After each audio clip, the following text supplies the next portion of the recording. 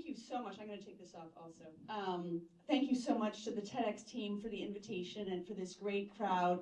I did start to panic a little. I did not chat GPT a TEDx talk. I don't even know if I've ever watched a TED, so I'm like, oh, there's supposed to be a point at the end of this. So if there's no point, it's not my fault. I didn't Google it. With the theme identity and growth, I thought, well, the person whose identity and growth I'm the most familiar with is myself. So I'm going to tell you my life story. I'm a city councilor, or I was a city councilor for 10 years. I'm the executive director of the Charles River Watershed Association. We are trying to, if you've seen some of the recent media, we are trying to cut the crap from the Charles Rivers. That's our very subtle t-shirt I'm wearing there. But I started my career goals. I technically today am a former future veterinarian. I love animals. From the age of 5, I was going to be a veterinarian. This was my goal. That's me with some animals. That's me on the right with my 80s hair, just to show you I really am from Newton. And I am a planner and I follow a path. So I went to the University of Vermont because they have a relationship with the Tufts Veterinary Medical School. I majored in biology. I interned at veterinary offices at a horse farm. I was the only one there when this little baby horse was born, which was super cool, until her mother landed on my legs. That's another story. So I had a path until I was majoring in science, and I am not that good at science, maybe because I didn't work hard enough, although I took the same class, in a chemistry class in high school that I took in college, and I still got a C minus. So this was, even though I'm joking about it now, it was a very sad time for me. I had a goal from the age of 5, and suddenly I didn't have a goal anymore. I had no idea what I was going to do. So I took a year off, actually went to Venezuela. That's a whole nother story. It used to be much nicer than it is now. And I came back, I took a year off, came back to school, and I was like, well, the best grade I got freshman year was a B+ in philosophy. That is my new major. I actually started in the first animal rights group at UVM, so I did get my sort of animal protection yayas out that way. And then I got an internship with the Department of Public Works in Burlington, Vermont. I got to drive a truck. I got to wear a blue box in the Earth Day Parade and do skits at schools and lots of fun stuff. But I really learned that I enjoyed working at that local level. And then I did a whole bunch of other stuff. I applied to the Harvard Kennedy School and was rejected. So I applied again a year later, and then I was accepted. I went to the World Bank in Washington, D.C., very prestigious job. I hated it, so I left after 3 months. And then I worked on a congressional campaign on Cape Cod. I had never done anything with that, but I was networking to find a new job, and I networked with someone about an environmental job. He's like, well, I don't really have a job for you, but I'm running for Congress from Cape Cod, and you're from Massachusetts. Do you want to be my finance director? I was like, okay, I've done bake sales. So that's this, I'm just telling you, it was a very windy career path. The campaign lost. I got a herniated disc. I had no insurance. I needed back surgery. It was very expensive for my family. Never go without back surgery or, insurance, even you young people. I got a job in politics in DC. Then I got bored doing that, so I got a job at the State Department, another very prestigious job. Hated it, lasted 3 months. It took me 2 tries to learn I don't really enjoy big bureaucracy. I ended up coming back to Massachusetts, working for a good friend from graduate school, and then getting another job, a full-time job after his consulting thing sort of fell out.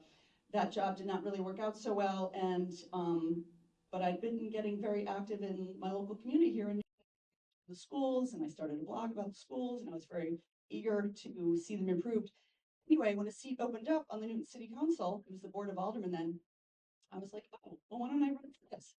And I did win.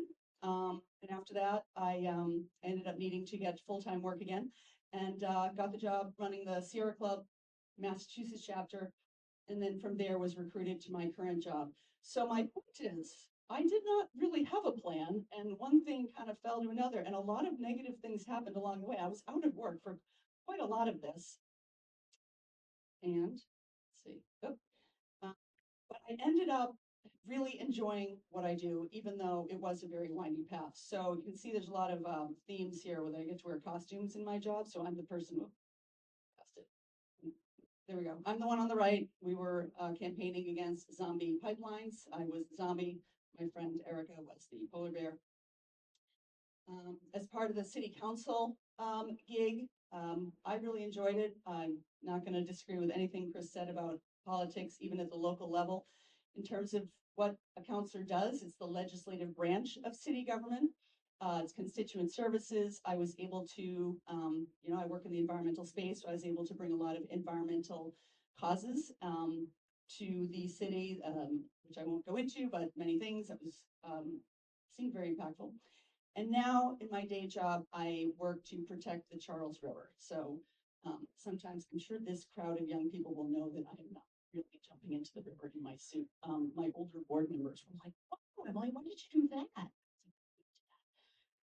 What do we do there? Just a little memory lane for folks. This is what the Charles River looked like in 1965. The photo on the left is the Milford Town dump.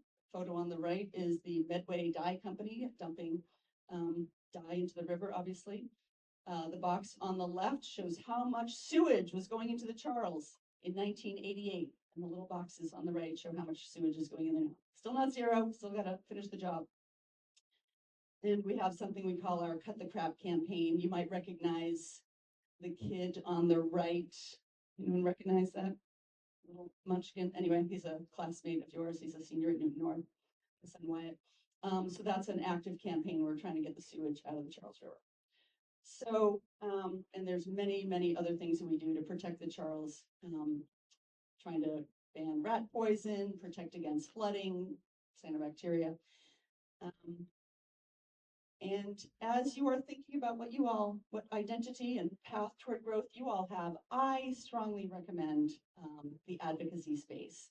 The way I describe it is that folks remember the children's book, Harold and the Purple Crayon, where Harold is creating the world that he wants. That's what I like to think that we do in the advocacy space. We would like to see a Charles River that's free of poop, for example, and so we're trying to advocate for that. And then in terms of takeaways, that is an old lady compared to many of you, I have had from this path. One of my favorite quotes is Charles Darwin. It's not the strongest of the species that survives, nor the most intelligent. It is the one that is most adaptable to change. And that does sort of, I think, is consistent with Divya's story of, yeah, you can have a plan, but you need to be open to change. So my bullet points when I sit down with young people and think about, help them think about their path, follow your passion, which is a cliche, but it's a good one. And it's okay if you don't know what that passion is yet. Volunteer, internships, interview people who might have jobs that you might be interested in. And what do you ask them? What do you like about your job? What do you not like about your job? What advice do you have for me to get a job like yours? Make a plan. The bullets are a little messed up here. But anyway, make a plan. If it doesn't work out, do not panic. Just make a new plan. Network, network, network.